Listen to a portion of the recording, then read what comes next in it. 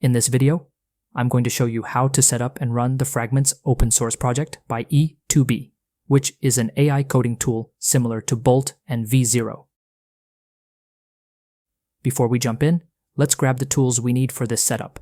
We'll need Git, node.js, E2B API key. Simply visit the link and sign up. You'll get the key for free. OpenAI or Gemini API key.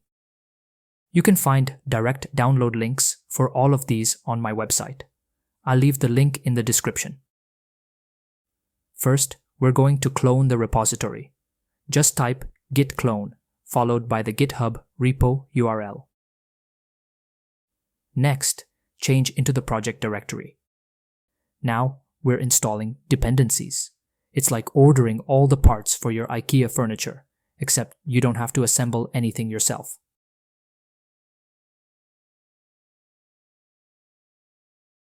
Now, let's make sure our environment variables are properly assigned. Open the environment files variables in Notepad using this command.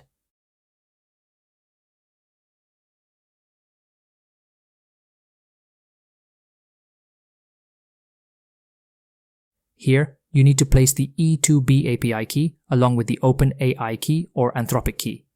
You can even use the Google Gemini API key, which is free. After inserting both keys, save the Notepad file and close it. With everything set up, let's start our development server.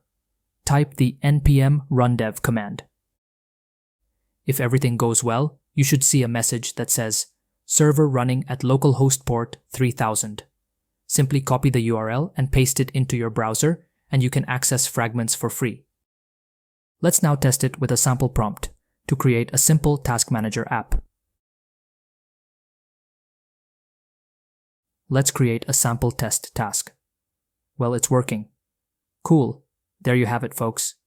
You've successfully set up Fragments locally on Windows.